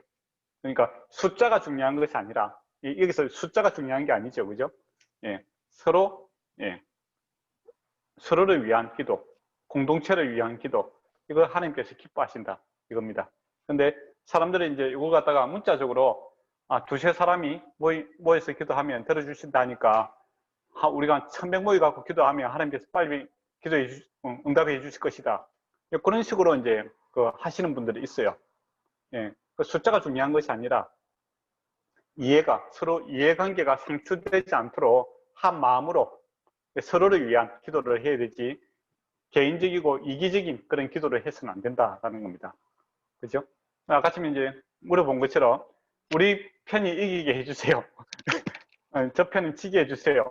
이거는 10명이 모여서 기도해도 하나님 입장에서는 이거는 이기적인 기도잖아요. 맞잖아요. 그거는 기도 안 들어주신다 이거죠. 이해가 되시죠? 예. 예. 그리고 두세 사람이 내 이름을 모이는 곳에도 나도 그들 중에 있느니라, 그 이야기를 합니다. 예. 이 말은 뭡니까? 뭐 두세 사람이 모인 곳이 다 교회가 된다, 최소도 아니다, 그렇게 그런 의미로 이야기하는 것은 아니잖아요. 그죠?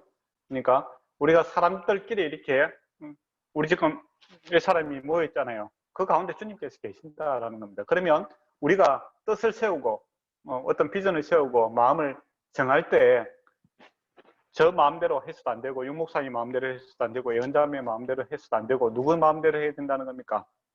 주님의 마음대로 해야 된다는 겁니다. 그러니까 우리가 예수 믿는 사람의 모임들은 주님이 계시기 때문에 주님의 마음을 맞춰야 된다, 이런 의미에서 지금 이 이야기를 하고 있다는 것이죠. 근데 이거 자칫 잘못하면 그러니까 주님 없이 인간적인 합의가 하나님께, 그러니까 하나님은 사인만 하세요. 우리 세 명이서 이렇게 합의했으니까 하나님 사인해 주세요, 그런 식으로 생각하는 경우가 있더라 이거죠. 그게 아니다 하는 겁니다. 예. 교회 공동체는 주님이 계시기 때문에 주님의 뜻에 따라야 된다라는 겁니다. 네, 그런 의미로서 이제 이것을 해석해야 된다 겁니다. 근데 자칫 잘못하면 사람들의 사람들의 숫자의 합의, 우리의 다짐, 우리의 의지가 이만큼 강하니까 주님은 빨리 결제해 주세요, 이제 그런 식으로 합심 기도를 하면 안 된다라는 겁니다. 근데 불행하게도 이제 그런 쪽으로 많이 사용이 되고 있어요. 그렇잖아요, 그죠? 그런 경우는 많이 봅니다. 그렇게 해서는 안 되고, 항상 교회는 주님의 뜻을 우선시 생각하고, 그것을 찾고 구하고, 또 내가 죽고 주님의 뜻을 받아들이는 그런 쪽의 기도 제목, 또 기도의 자세, 삶의 자세가 우리에게 요구되는 것이 천국 안에 있는 제자들의 그 마음이다라는 것을 이제 여기서 말씀하고 있습니다. 예, 그러고 나서 이제 21절에서 35절 보니까, 그래, 좋아. 그래, 한 사람이 이제 낚시배에서 돌아왔어. 근데 또 똑같은 일을 하는 거죠. 그렇잖아요. 예, 그런 경우 허당이 많지 않습니까? 작심삼일이라고. 예, 아브라함도 그랬잖아요. 자기 아내 사라를 갖다가 자기 누이 동생이라고 애굽에서 쏘긴다마는 25년 지나고 나서 또 아비멜렉에 가서 똑같은 일을 하잖아요. 또 내 누이 동생입니다, 그렇게 이야기하잖아요. 예, 아브라함도 그렇다면 저와 여러분도 똑같은 범죄에 계속 넘어질 수가 있다라는 겁니다. 그래서 어떻게 보면 좀 위선적으로 보이죠. 저 사람 뭐 회개한다더만 또 똑같은 일을 하네. 예.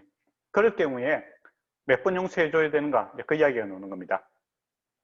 베드로가 이제 7번 이야기하고 있어요. 왜 7번 이야기했을까요?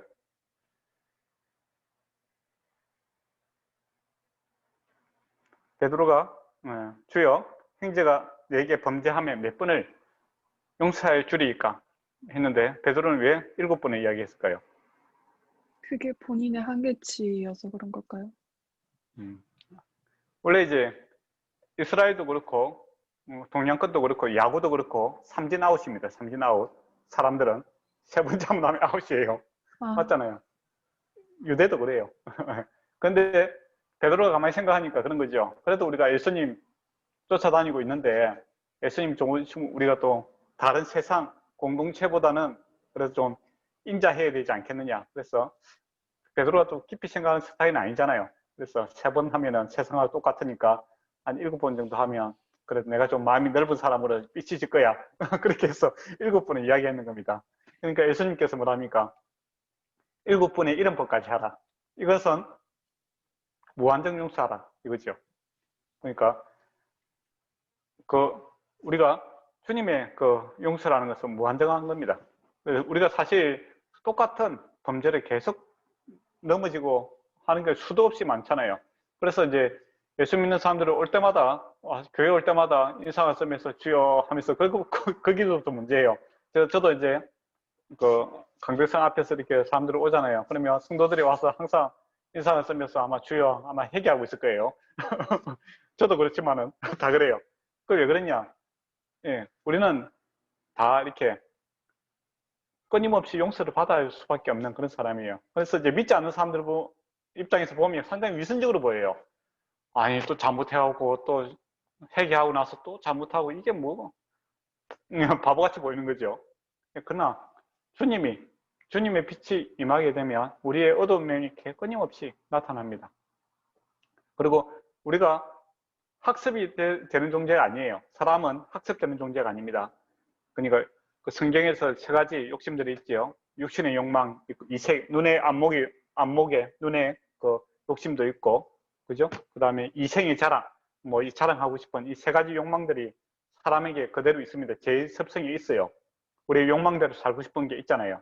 그 다음에 안목의 자랑, 뭐 좋은 거 갖고 싶고, 뭐 그런 게 있잖아요. 무한정 갖고 싶고, 그죠? 이생의 자랑, 남들한테 이렇게 자랑하고 싶고, 그런 게 욕심이 있어요. 근데 예수 믿는다고 해서 이게 없어지지 않는 거예요. 그냥 법적으로는 없어졌어요. 법적으로는 내가 죽고 새 사람이 되었는데, 실존적으로는 여전히 그 모습이 있는 겁니다. 그래서 이것이 주님 성령이 임하고 또 주님 성령이 충만하면 내가 죽고 예수 그리스도 살아날 때는 이것이 억제가 돼요. 근데 내가 주님 생각하지 않고 또 성령 충만하지 않고 또 내 소견대로 하면 이 욕심들이 그대로 나타나게 되는 겁니다. 그때 주님과 이렇게 부딪히게 되죠. 또 우리 마음속에는 내 마음만 있는 것이 아니라 새 마음도 있는 거죠. 주님 주시는 새 마음이 있으니까 그것이 부딪히는 이제 그런 일들이 발생하게 되는 겁니다. 그때마다 우리는 회개라는 것을 하게 됩니다. 네. 네. 그게 이제 끊임없이 회개되는 충돌이 일어나죠. 그래서 사도 바울도 내가 날마다 죽고 내 안에 예수 그리스도가 날마다 살아나기를 원합니다. 이야기를 하잖아요. 그러니까 사도 바울도 옛 사람이 그대로 있고 새 사람이 있다는 거죠. 그러니까 구원받았다는 것은 옛 사람이 고쳐서 이렇게 사용되는 게 아니에요. 고쳐서 쓸 수 있다면 예수님께서 십자가 지지 않습니다. 이 죄라는 것은 죽어야 해결되는 거예요. 근데 우리가 아직 육신을 갖고 있기 때문에 살아있기 때문에 옛 사람의 모습이 그림자가 그대로 있는 거예요. 법적으로는 죽었는데 실존적으로는 살아있는 겁니다. 그리고 또 실존적으로 예수 그리스도의 새 마음도 있는 거죠. 그래서 이것이 끊임없이 충돌이 일어나는 겁니다. 그래서 우리가 반복적으로 계속 회개하는 일들이 있죠. 그게 7번 용서한다고 되는 게 아니잖아요. 그죠? 만약에 7번 용서한다면 죽을 때쯤 돼서 해결해야 됩니다. 맞잖아요.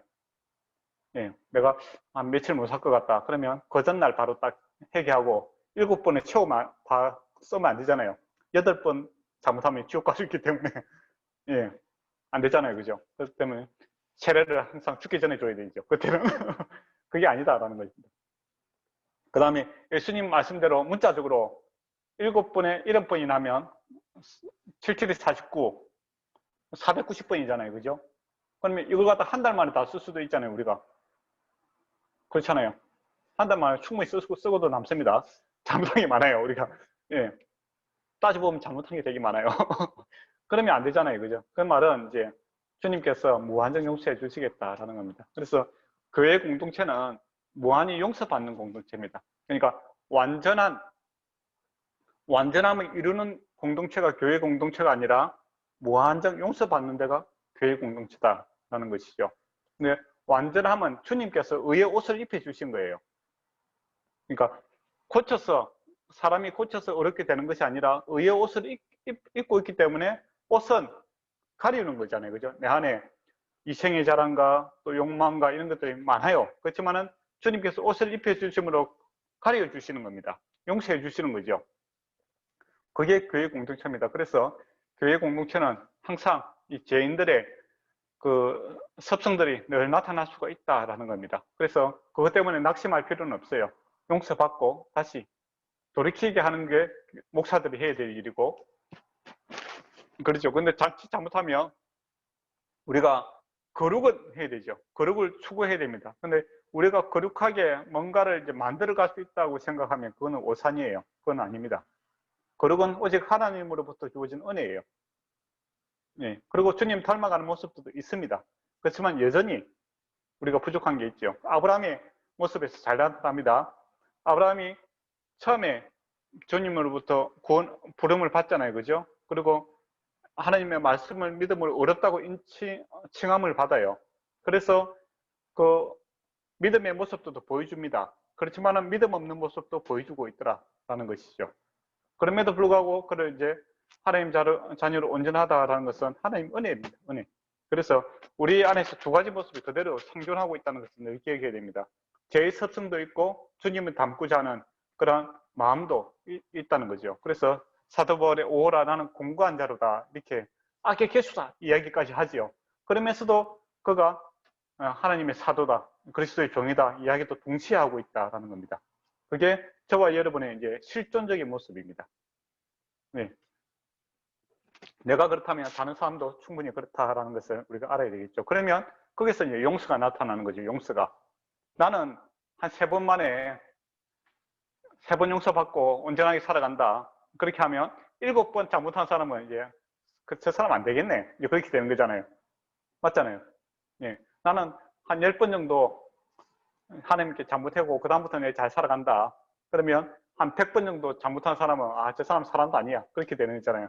그거는 율법적인 생각이죠. 예. 율법적인 생각이고 그거는 하나님의 은혜를 갖다 망각하는 그런 존재들입니다. 우리는 무한정 용서받아야만이 살아갈 수 있는 그런 악의 개수와 같은 사람이다. 라는 마음을 갖고 있으면은 모든 사람은 다 용서할 수 있는 거죠. 그래서 목사님이 먼저 용서함을 많이 받아야 다른 사람을 용서할 수 있습니다. 그러면 용서하지 않으면 어떻게 될까요? 용서하지 않으면 어떤 마음이 생길까요? 예, 시적인 표현이기도 한데 용서하지 않고 살아가는 사람은 깊은 구덩이에 혼자 있다는 느낌을 가진다고 합니다. 공감하지 않습니까? 어떤 사람은 용서하지 않을 때 정말 고독해지잖아요. 깊은 구덩이 속에 내 혼자밖에 없다는 생각. 예, 용서하지 않으면 그런 마음이 생긴대요. 그리고 용서하지 않으면은 모래시계 있잖아요. 그 위에 벌레처럼 모래가 계속 이렇게 푹 내려가는데 발부둥 치고 있는 그 벌레와 같은 이제 마음이 생기죠. 예, 가만히 생각하니까 그런 것 같아요. 저도 용서하지 않은 사람들을 생각하게 되면 그런 마음이 생기는 깊은 구덩이에 혼자 있는 이 고독함과 이 우울함과 이런 마음들이 생기잖아요. 용서하지 않으면. 그리고 또 용서 안 하려고 이제 용서해야 되는데 하기 싫잖아요. 그러면 이제 막 발부둥 치고 있는 그런 모습들, 예, 그런 마음이 생깁니다. 근데 용서하게 되면 거기서 깨끗하게 해방이 되죠. 그러면 이걸 또 악용하는 사람들이 있어요. 세상이 참 악합니다. 예. 믿지 않는 사람이 이제 이런 성경의 말씀이 있잖아요. 그래, 우리 예언자매, 내가 잘못했어요. 예언자매한테. 예, 예언자매 하나님께서 용서하시라니까 용서하세요. 그런 식으로 넣으면 어떻게 하겠어요? 그러면서 나는 계속 잘못한 걸 하겠다 이거죠. 나의 밥이 되어 달라 이거죠. 예. 그러면 어떻게 해야 되겠습니까? 그러면 뭐 성경에서 용서하라 했으니까 계속 그 피해를 당하고 살아야 됩니까? 쉬운 예를 한번 듭시다. 예언자매한테 제가 이제 돈을 빌렸어요. 100엔을 빌렸습니다. 예, 안 갚았어요. 제가 가서 예언자매 하나님께서 용서해 주라고 했지 않습니까? 용서하세요. 네. 그러면서 200엔 있으면 좀 주소. 그게 되는 거예요. 그럼 용서는 원래 깨끗이 잊어버리는 거잖아요. 맞잖아요. 그러면 새로운 마음으로 빌려주세요 하면 어떻게 해야 됩니까? 인간적으로는 그러고 싶지 않은데 용서는 해야 될 것 같습니다. 그리고 용서를 한다고 다 빌려줄 거예요. 네, 모르겠습니다. 이게 뭐 돈이 좀 작아서 그렇지 큰 돈이면 어떻게 하겠어요? 집을 날려야 현실적 고민은 좀 해봐야 될 것 같습니다. 근데 이거는 말씀을 악용하는 거죠. 그렇게 악용하는 그러니까 용서라는 것은 자기가 잘못했다고 이야기하잖아요. 그러면 그 받아들인 사람이 좀 용서하겠다는 거죠. 근데 용서하라고 강요할 수는 없는 거잖아요. 맞잖아요. 내가 잘못했습니다. 그래 했을 때 용서하는 사람이 용서해주고 말 것이면 그 사람 책임이잖아요. 걸리잖아요. 당신은 걸리잖아요. 예언자미에 걸리잖아요. 그러니까 내가 돈을 빌려갔으면은 갚아라고 계속 할 수도 있고 그냥 안 갚아라도 할 수 있는 것은 예언자미에 걸리잖아요. 나의 권리가 아니라. 맞죠? 근데 나는 갚아야 될 사람이 가서 성경이 있으니까 용서해라. 나는 못 갚겠다. 이렇게 하는 것은 이건 권력 남용이죠. 맞잖아요. 자기 권리가 아닌데 그 사람한테 권리를 강요하는 거잖아요. 강요죄입니다. 강요죄. 그 죄 위에 죄를 더 짓는 거죠. 예. 불신자들 중에서 이렇게 하는 사람들이 있어요. 예. 저도 그런 걸 한번 당해봤는데 어이가 없더라고요. 그런 경우에는 그런 용도로 이 말씀이 쓰여지는 것이 아니다라는 겁니다. 예. 진심으로 회개하는 사람. 그렇지만은 내가 부족함으로, 연약함으로 다시 또 넘어질 수는 있는 거죠. 예. 거기에 대해서 이야기를 하는 거지. 뭐 전혀 뭐 반성도 없고 그럴 것도 없는데 더 악을 갖다가 또 더 악을 짓기 위해서, 그죠? 더 자기가 이제 자기 마음대로 하기 위해서, 사람을 조종하기 위해서 이 말씀을 갖다가 이렇게 사용하는 것은 그 자체가 더 악한 것입니다. 그런 거는 들을 가치가 없다. 예, 그렇게 생각하시면 됩니다. 무슨 말인지 알겠죠? 근데 이제 신앙생활 열심히 하고 있는 분들한테 이제 믿음 없는 사람들이 이런 걸 가지고 와서 악용하는 경우가 있어요. 그때 이제 또 이제 그 마음이 연자미처럼 착하니까 다시 또 빌려줘야 되나 그런 생각을 하게 되는 그런 생각을 하는 경우가 있더라고요. 안 빌려줘도 됩니다. 예. 무슨 말인지 아시겠죠? 예. 예, 그러면서 이제 예수님께서 이제 비유를 말씀하십니다. 100만 달란트 이제 빚진 자가 있다라는 거죠. 100만 달란트는 돈이 얼마 정도 될까요?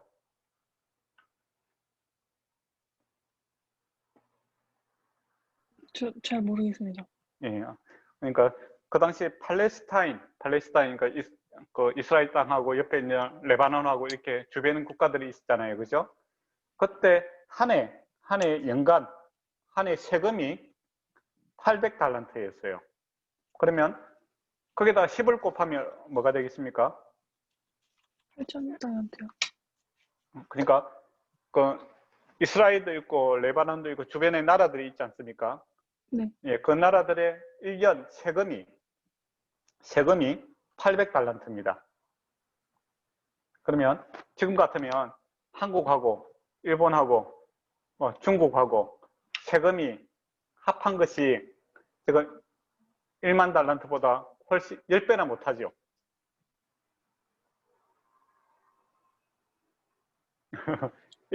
일본의 연간 세금하고 한국 세금하고 중국 세금하고 다 합한 것의 10배라고 생각하시면 돼요. 1만 달란트가.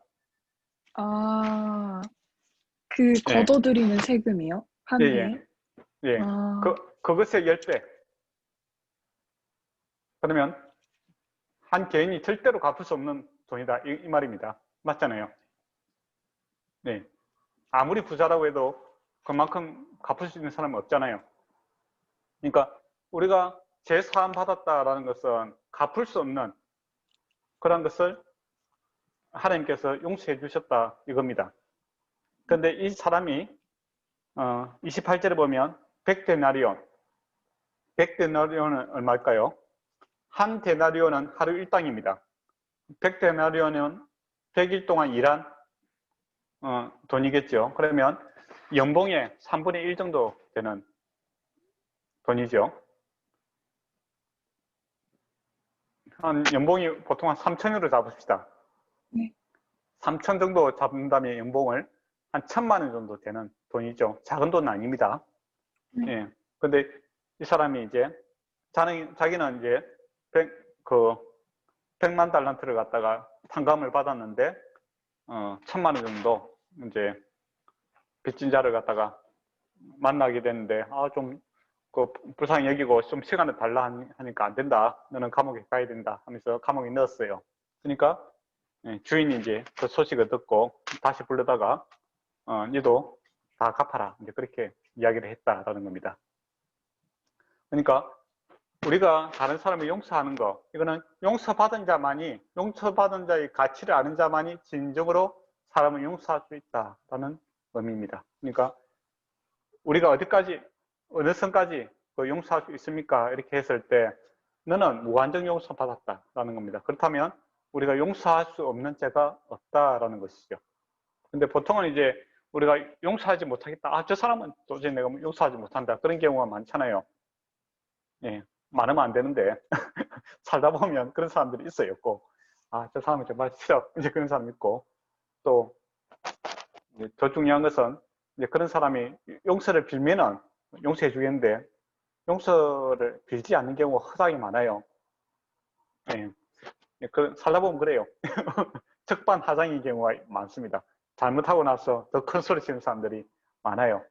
근데 용서 안 하면 어떻게 되는가? 아까前面에서 말한 것처럼 깊은 구덩이에 내가 빠져있는 그런 느낌도 들고 외롭다 이거죠. 주님의 마음이 떠나 있으니까 얼마나 외롭겠어요. 그리고 용서해야 되는데 용서 못하는 이 마음 때문에 내가 발버둥 치고 있는 그런 것 때문에 내 마음이 힘들어요. 예. 그러면 이제 어떻게 생각을 합니까? 그래 좋아, 저 사람이 용서를 빌면 내가 용서해 주겠어. 그렇게 생각하지요. 근데 용서를 안 빌어. 그런 사람이 더 많아. 그럼 어떻게 해야 되겠습니까?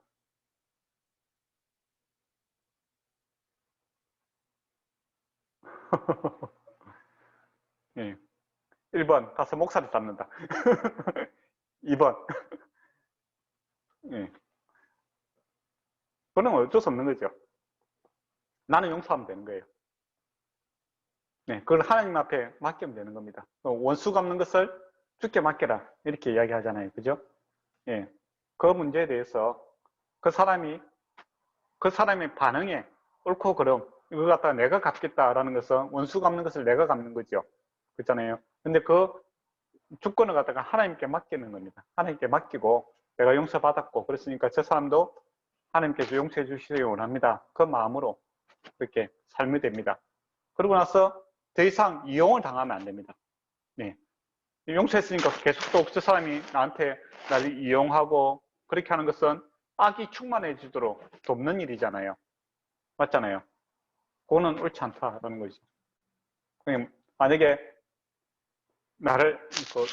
어떤 사람이 나를 때렸어. 맞으면 아프잖아요. 그죠? 그러면 오늘 밤을 때리면 어떻게 하라고 했죠? 왼밤도 돌려대면서 예, 그걸 계속 맞아야 됩니까? 그러면 그건 아니죠. 자리 피해야 되겠죠. 그죠? 맞잖아요. 계속 맞고 있으면 이상하잖아요. 바보잖아요. 어떤 옛날 우리 선배님이 이야기하던데 오른밤을 때리면 왼밤을 돌려댄 척 하면서 뒤돌아차기를 해서 보내버리라. 예, 그 사람이 이제 그 변호사를 하고 있더라고요. 세상법에는 그렇게 하는 겁니다. 세상에서는 이제 그렇게 하겠죠. 어느 쪽 밤을 왼밤을 돌린 척 하면서 뒤돌아차기를 해서 보내버리는. 예, 그게 이제 세상의 방법입니다. 예, 그렇다고 예수 믿는 사람이 뭐 때린다고 계속 맞고 있다. 그거는 자기를 학대하는 거고 그 사람이 죄를 또 더 짓게 하는 일이잖아요. 맞잖아요. 예, 그건 지혜롭지 않은 방법입니다. 용서를 하되 죄가 확산되는 것을 막는 것이 지혜로운 방법이다라는 것이죠. 예. 오늘은 하다 보니까 시간이 그죠? 빨리 지나갔습니다. 예. 예. 그래서 오늘 여기까지 하고 질문이 있으면 질문을 받도록 하겠습니다. 질문 있습니다. 네. 그 초반에 이제 천사에 대해서 얘기를 하셨었는데, 네. 이제, 그러니까 숭배 대상이 아니기 때문에 이제 성경에서 많이 언급을 안 하신다고 하셨잖아요. 근데 네. 이제 구약시나 보면은 천사가 나오는 장면들이 여러 개가 있는데 그 그렇죠. 천사를 보내시는 그 특징? 이런 이유가 있을 때 하나님의 천사를 보내신다라는 그런 게 있을까요? 그거는 하나님 뜻이 같고, 이제 천사가 와서 이름을 물어볼 때 내 이름을 이야기를 안 하잖아요. 그죠? 그게 중요한 게 네. 아니고, 그냥 하나님의 그 뜻이 중요한 거고, 또 천사들은 그냥 사라지는 존재지, 자기들은 나타내지 않거든요. 네. 그러면 천사가 나타내고자 하는 것은 하나님의 뜻입니다. 천사 자신이 이제 경배의 대상이 아니고 또 일에 있어서 주체가 될 수도 없는 그런 존재고, 그죠? 네. 그리고 또 원칙이 있다라는 것은 잘 모르겠어요.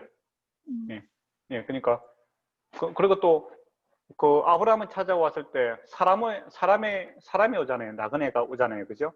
근데 네. 이들이 천사라고 이야기하는데 날개 달지 않았어요.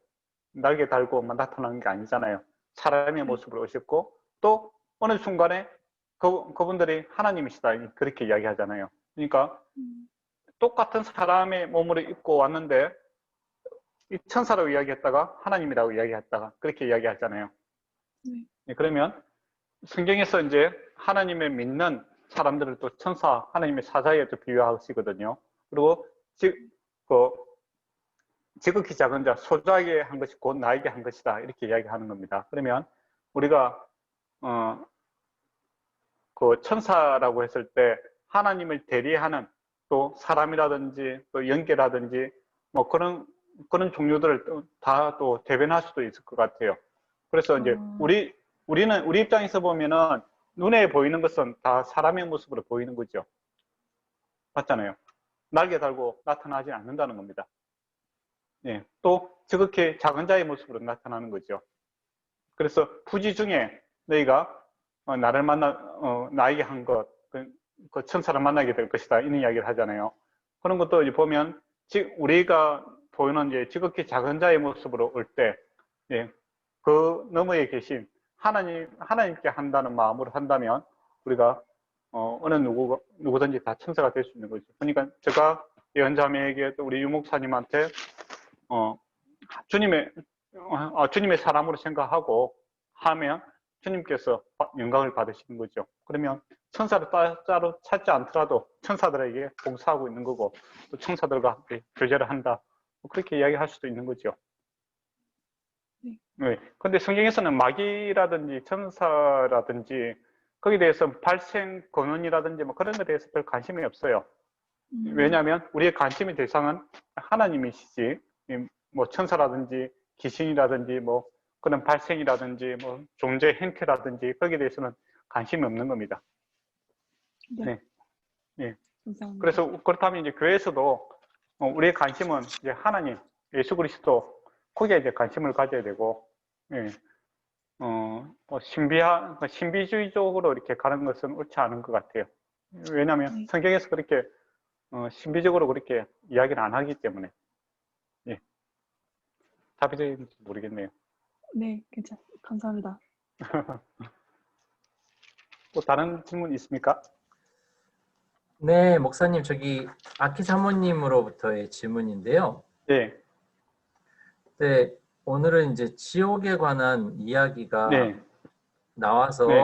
질문인데, 그 믿지 않으면 지옥이다라고 이제 전도하고 있는 그런 네. 장면, 그런 모습을 몇 번인가 이제 만난 적이 있는데, 네.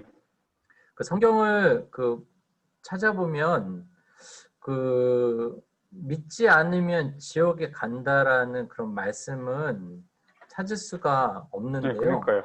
근데 그 지옥의 존재는 그 이해하지만 믿지 않으면 지옥이라고 써져 있지 않기 때문에 그 믿으면 영원한 생명에 이른다라는 그런 네. 어떻게 보면 좀 그 긍정적인 네. 그런 복음으로 이해하면 되는지 그런 질문을 하시네요. 믿지 않으면 지옥은 없다는 겁니까? 질문 자체를 이야기했는데. 제가 보기에는 이제 믿으면 영원한 생명이라는 얘기를 우리가 더 강조하는 것이 옳지 않느냐라는 의미의 질문인 것 그래요? 같습니다. 그러니까 이제 믿지 않으면 지옥이다라는 얘기가 아니라 믿으면 영원한 생명에 이른다라는 것이 그 성경적으로는 더 올바른 전도 방법이 아니냐라는 그런 질문인 것 같습니다. 근데 이제 그 성경에 보면 그 요한계시록도 보면 이제 주님 안에 있는 자들이 밤낮 기뻐하고 있지만은 그 성에 들어가지 못한 자들은 밤낮 울며 이를 가리라 그렇게 표현하고 있거든요. 그러면 이제 그 천국과 지옥 개념이 이제 나타나는데 이 장수 개념이 아니라 소속의 개념이 더 강하다 이렇게 보시면 되겠죠. 예, 하나님께 속해 있을 때는 하나님의 그 성령의 열매들 또 주님 주시는 그 주님의 인격과 또 주님 주시는 좋은 것들을 누리고 있는 그 상태가 천국이고 주님 밖에 있는 소속적 개념을 밖에 있을 때는 그것과는 정반대의 것들을 갖다가 누리게 되는 거죠. 그렇게 하면 그것이 이제 지옥이죠. 그러니까 어떻게 보면 지금 예수를 믿지 않고 살아가는 이 자체가 지옥입니다. 지옥. 이것이 쭉 연장되어서 이제 더 결과물이 더 악한 곳에 이제 들어가게 되는 거죠. 그래서 처음에 아까 전에도 말씀드렸지만 세상 사람들이 슬픔과 이별이라든지 슬픔의 이 노래들을 계속 부르고 있죠. 예, 한탄. 그것은 이제 점점 연장되어서 이제 전혀 이제 선하심이 존재하지 않는 그런 영원한 주님 하나님과 이제 분리된 하나님과 분리된 빛이 없는 곳, 즉 하나님의 선하심이 전혀 존재하지 않는 곳이 지옥이 되는 거죠. 그리고 하나님의 선하심이 온전히 나타나는 곳이 천국이라는 개념입니다. 그렇다면 이제 이 두 가지는 동시에 강조되어야 되는 거죠. 그래서 동절의 양면이라고 합니다. 천국과 지옥 이것은 그 동절의 양면처럼 늘 같이 붙어 다니는 거죠.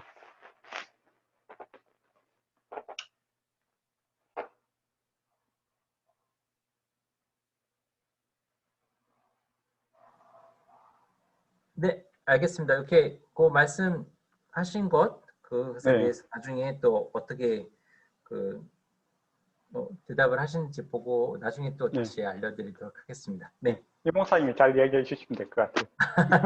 아닙니다. 네. 네, 예. 감사합니다. 예, 끝날까요, 그러면? 그러면 오늘 연자매 기도해 주시고 끝내죠. 네, 네, 기도하겠습니다. 사랑하는 아버지 주님, 변함없는 주님의 사랑과 그 은혜, 아버지 항상 감사드리며 아버지 그것에 감격하며 하루하루를 살아가고 있습니다. 주여 아버지 오늘 또 목사님을 통해서 마태복음 18장을 이렇게 보게 됐는데 주님 그냥 계속 주님께 의존하기를 원하고 아버지 겸손해지기를 원하고 아버지 당신의 사랑에 파묻히기를 원하고 또 나에게 보여주신 그 사랑을 다른 사람에게 전하며 함께 아버지 당신을 경험하고 당신이 얼마나 사랑이 많으신 분이신지를 알아가길 원합니다. 주 아버지 한 주간 또 하루하루 살아가면서 아버지 마음이 안 좋을 때도 있고 또 주와 또 가까워지길 원할 때도 있습니다만은 아버지 변함없는 주님의 사랑에 또 아버지 감사하며 아버지 항상 말씀과 함께 살아갈 수 있도록 주님께서 인도해 주시옵소서. 속해 있는 그 곳이 어느 곳이든 아버지 주님만을 바라보면서 살아갈 수 있는 저희 한 사람 한 사람 되기를 원합니다.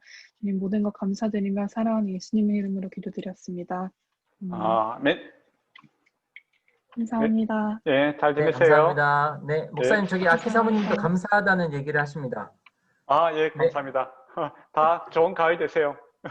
예, 알겠습니다. 감사합니다.